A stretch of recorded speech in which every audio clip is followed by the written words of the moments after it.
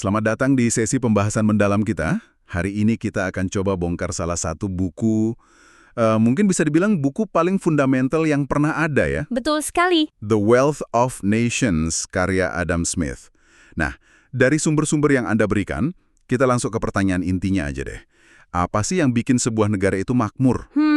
Apa beneran karena punya tumpukan emas kayak yang dipercaya orang zaman dulu? Iya kan? Itu keyakinan utamanya dulu. Misi kita hari ini yaitu mengupas ide-ide radikal Smith yang, jujur aja, masih jadi dasar perdebatan ekonomi sampai sekarang. Dan ini penting ya, buku ini bukan sekedar buku teks ekonomi kuno. Ini lebih kayak bom pemikiran di zamannya. Sebuah revolusi ya. Betul. Smith itu secara frontal menantang semua keyakinan umum saat itu. Dia bukan sekedar nulis buku, dia itu lagi memulai sebuah revolusi cara kita melihat kekayaan. Oke. Kita akan telusuri alur logikanya dari pengamatan yang kelihatannya sepele sampai ke kesimpulan yang benar-benar mengubah dunia. Oke, kita mulai dari yang paling ikonik deh. Semua orang yang pernah dengar soal Adam Smith pasti pernah dengar soal ini. Pabrik peniti. Ya, contoh klasiknya. Dari sumber yang kita punya, Smith cerita kalau satu orang pekerja, tanpa keahlian khusus, kerja sendirian. Ngerjain semuanya dari A sampai Z. Iya. Dia itu paling banter cuma bisa bikin 1 atau mungkin 20 peniti sehari. Itu udah maksimal banget. Nah, disinilah ceritanya jadi gila.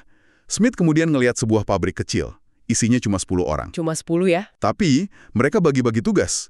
Satu orang khusus narik kawat, satu lagi khusus meluruskan, dan seterusnya. Totalnya ada sekitar 18 langkah berbeda. Spesialisasi. Dan hasilnya, 10 orang ini bisa menghasilkan lebih dari 48.000 peniti dalam satu hari. 48.000? Tunggu, dari 20 jadi 48.000. Cuma karena bagi-bagi tugas. Itu kan peningkatannya ribuan %. Gila, kan?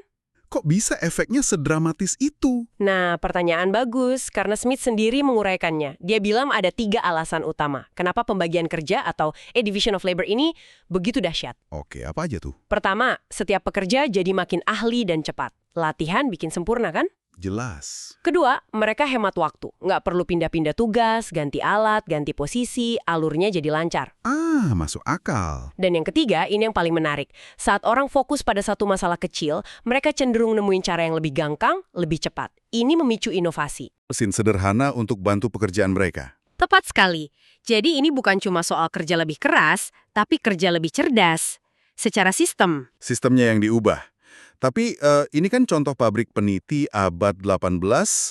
Apa prinsip ini masih relevan sekarang di zaman AI dan startup digital? Oh, sangat. Prinsip ini ada di mana-mana. Coba deh bayangkan lini perakitan mobil modern. Itu kan versi super canggihnya ya? Betul. Atau bahkan di dunia digital. Tim developer software. Ada yang spesialisasinya front-end. Ada back-end, ada tim QA. Masing-masing punya tugas spesifik. Semua itu turunan modern dari ide pembagian kerja Smith.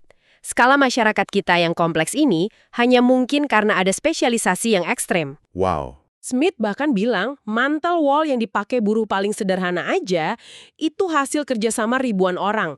Gembala, pemintal, penenun, tukang angkut, daftarnya panjang banget. Oke, jadi semua orang fokus membuat satu hal kecil. Tapi pertanyaannya, gimana mereka bisa makan malam? Iya juga ya. Kan nggak mungkin pembuat peniti barter 500 kepala peniti buat sebongkar roti. Nggak praktis sama sekali. Pasti ada cara yang lebih baik kan? Ini sepertinya masalah yang harus diselesaikan. Tepat. Dan ini membawa kita ke evolusi alami dari sistem ekonomi. Smith menjelaskan betapa ribetnya sistem barter. Repotnya gimana tuh? Contoh klasik yang dia kasih. Seorang pembuat bir mau beli sepatu.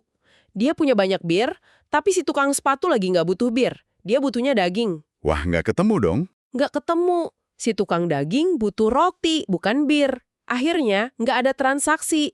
Ini yang disebut kebetulan keinginan ganda yang susah banget terjadi. Repot banget ya. Terus solusinya gimana?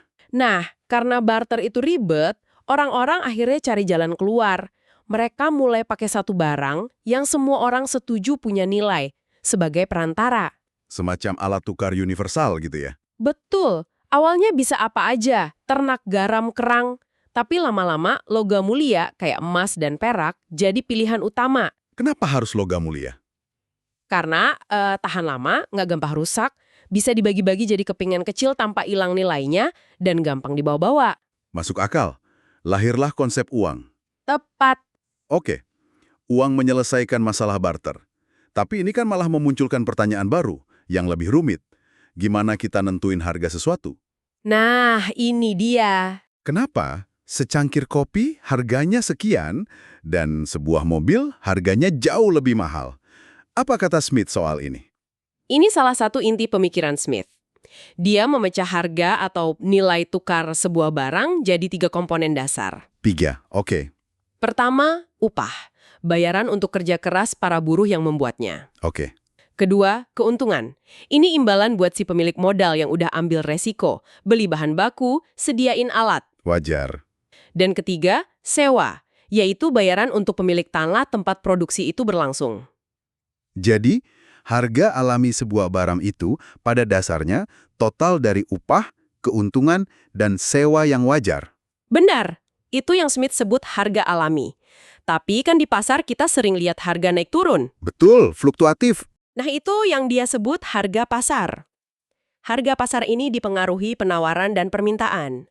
Kalau permintaan, Smith menyebutnya permintaan efektif, yaitu orang yang mau dan mampu bayar lebih besar dari pasokan, harga pasar bakal naik.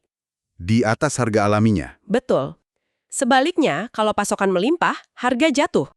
Tapi menurut Smith, harga pasar ini akan selalu cenderung kembali ke harga alaminya. Kayak ditarik gravitasi. Menarik. Dari pabrik peniti ke uang, lalu ke harga. Sekarang kita lihat gambaran besarnya. Di zaman Smith, apa sih yang dianggap sebagai kekayaan sebuah negara? Nah, ini dia kekeliruan besar yang coba dihancurkan Smith. Selama ratusan tahun, doktrin yang berkuasa di Eropa itu merkantilisme. Merkantilisme. Kaum merkantilis percaya kalau kekayaan negara itu diukur dari seberapa banyak emas dan perak yang disimpan. Jadi, tujuan utamanya ekspor sebanyak-banyaknya buat dapat emas. Dan impor sesedikit mungkin biar emasnya nggak keluar. Jadi, negara kaya itu negara yang berangkasnya paling penuh emas. Kedengarannya sederhana sekali. Tepat. Dan Smith menganggap ide ini konyol. Konyol ya? Dia bikin perbandingan yang tajam. Dia bilang, orang Spanyol waktu tiba di daratan baru, pertanyaan pertamanya selalu, apakah ada emas di sini? Oke. Sementara orang Tartar, bangsa nomaden di Asia Tengah, bakal nanya, apakah ada banyak domba dan sapi di sini? Beda banget ya fokusnya. Menurut Smith, cara pikir bangsa Tartar itu justru lebih dekat pada kebenaran. Loh, kenapa begitu? Karena argumen Smith sangat fundamental. Kekayaan sejati sebuah bangsa bukanlah tumpukan logam mulianya, tapi Apa? total produksi barang dan jasa tahunannya, makanan, pakaian, rumah, infrastruktur, itulah kekayaan yang sebenarnya. Oh, Emas dan perak atau uang itu cuma alat untuk memperlancar peredaran barang-barang itu. Dia bilang, menganggap uang sebagai kekayaan itu sama aja kayak menganggap roda sebagai isi gerobak. roda itu penting, tapi bukan itu isinya. Tepat. Dan ini langsung mengarah ke IB-nya yang paling terkenal, sekaligus mungkin paling sering disalahpahami. Tangan tak terlihat atau invisible hand. Ya, the invisible hand. Konsep ini kedengarannya optimistis banget, seolah-olah keserakahan individu secara ajaib bakal menciptakan kebaikan buat semua. Apa benar sesederhana itu? Ini poin yang krusial dan seringkali disalahartikan. Smith itu nggak naif. Oke. Konsep tangan tak terlihat itu muncul dalam konteks yang sangat spesifik.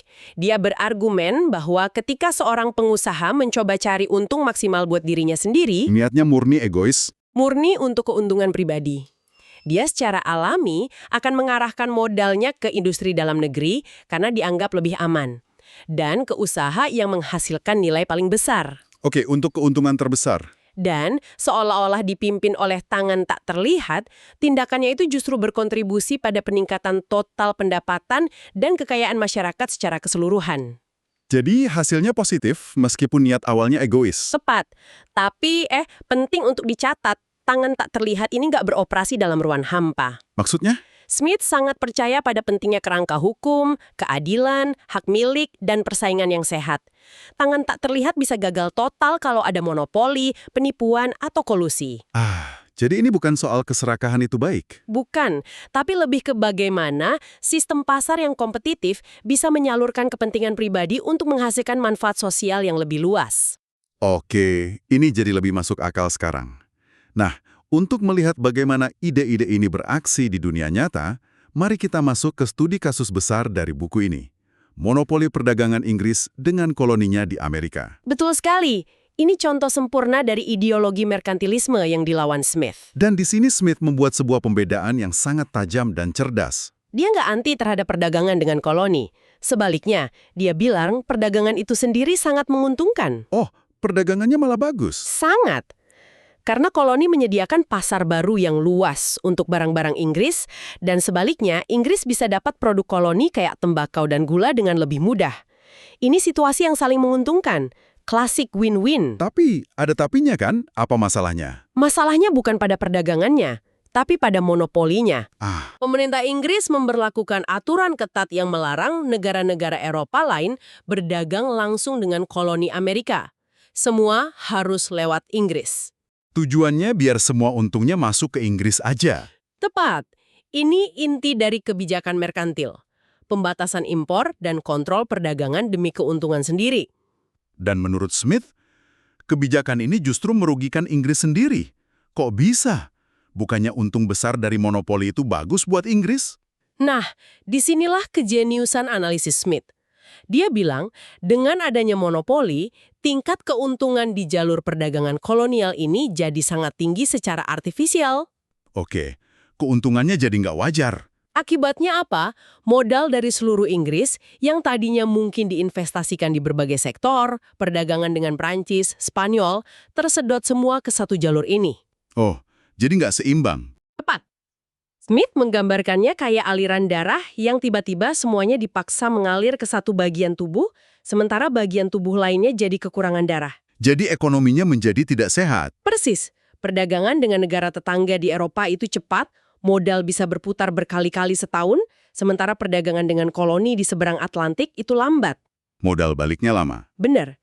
Dengan memaksa begitu banyak modal ke jalur yang lambat ini, Inggris sebenarnya memperlambat laju pertumbuhan ekonominya secara keseluruhan, dan yang lebih parah, ini bikin seluruh ekonomi Inggris jadi sangat rapuh. Bergantung pada satu pasar saja. Betul.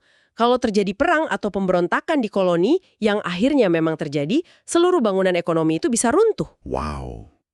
Jadi kesimpulan Smith sangat radikal ya saat itu. Oke. Tapi, efek dari monopoli atas perdagangan itu selalu dan pasti merugikan. Ini serangan langsung ke jantung sistem merkantilis. Dia menunjukkan bahwa kebebasan berdagang itu jalan menuju kemakmuran, bukan kontrol pemerintah. Tepat. Jadi, kalau kita rangkum, apa arti dari semua ini? Rasanya ide-ide Smith ini benar-benar menjungkir balikan cara orang berpikir. Tepat sekali. Dia mengubah total fokusnya. Kekayaan bukan lagi soal tumpukan emas, tapi soal produktivitas masyarakat. Dari hasil kerja ya? Betul. Kemakmuran itu nggak datang dari dekret raja, tapi dari jutaan keputusan individu yang bebas mengejar kepentingan mereka dalam sistem yang kompetitif dan adil. Dia meletakkan fondasi intelektual untuk kapitalisme pasar bebas dan globalisasi. Ini benar-benar sebuah perubahan paradigma. Dari kontrol ketat ke kebebasan. Dari permainan zero sum, di mana satu negara harus kalah biar yang lain menang, menjadi potensi permainan win-win melalui perdagangan bebas. Oke. Sebagai penutup, kami ingin meninggalkan Anda dengan satu pemikiran dari Smith yang rasanya sangat relevan. Dia percaya bahwa ada satu prinsip yang luar biasa kuat dalam diri manusia. Dorongan alami setiap individu untuk memperbaiki kondisi hidupnya sendiri. Keinginan untuk hidup lebih baik. Iya, menurutnya, dorongan ini begitu perkasa sehingga seringkali mampu mengatasi ratusan kebijakan ekonomi yang buruk dari pemerintah. Pertanyaan untuk Anda renungkan adalah, di dunia modern kita yang jauh lebih kompleks, dengan isu seperti perubahan iklim, ketimpangan ekstrem, dan disrupsi teknologi, apakah dorongan individu ini saja masih cukup untuk menciptakan kemakmuran bersama? Atau apakah tangan tak terlihat itu kini terkadang membutuhkan sedikit panduan yang lebih jelas?